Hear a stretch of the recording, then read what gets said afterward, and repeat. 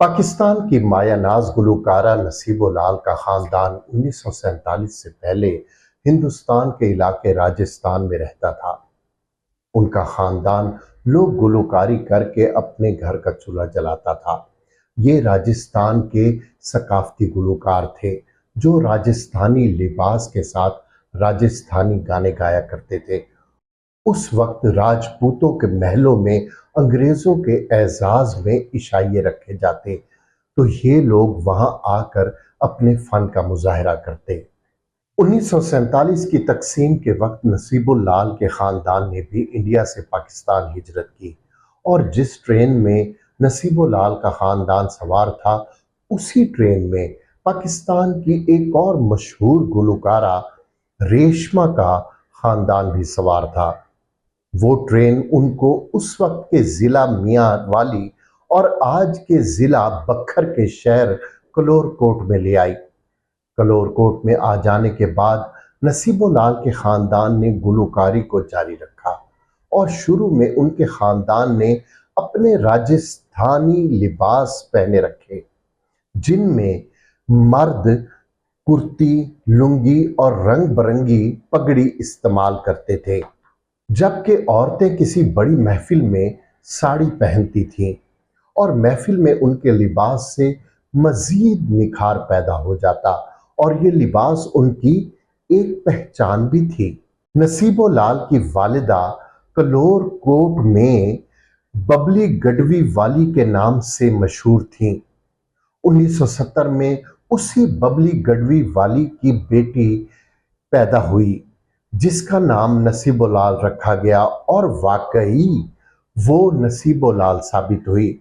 नसीबो लाल ने भी कलोरकोट में अपने खानदान के साथ गाने बजाने का काम शुरू किया और कलोरकोट में उनको गढ़वी वाली के नाम से जाना जाता था। नसीबो लाल के खानदान के लोग कलोरकोट से बाहर भी गाने गाने जाते थे और कुछ उनके लोग मुस्तकिल तौर पर बड़े शहरों में भी चले गए थे। एक महफिल में नसीबो लाल को गाने का मौका दिया गया। उनकी आवाज को इतना पसंद किया गया कि उनको बहुत से शादी के प्रोग्रामों में फिर बुलाया जाने लगा। इसी तरह नसीबो लाल रेडियो पाकिस्तान तक पहुंच गईं, जहां उन्होंने अपनी आवाज के ऐसे सुर बिखेरे कि लोग नसीबो लाल को ढूंढने लगे। उनकी आवाज की गूंज फिल्म इंडस्ट्री तक भी पहुंची। फिल्म इंडस्ट्री ने नसीबो लाल के बहुत से गाने रिकॉर्ड किए, लेकिन फिल्म इंडस्ट्री के हालात खराब होने के बाद नसीबो लाल ने लाहौर थिएटर के लिए गाने रिकॉर्ड करवाना शुरू कर दिए, मगर वो गाने उनकी किस्मत के लिए अच्छे साबित ना हुए।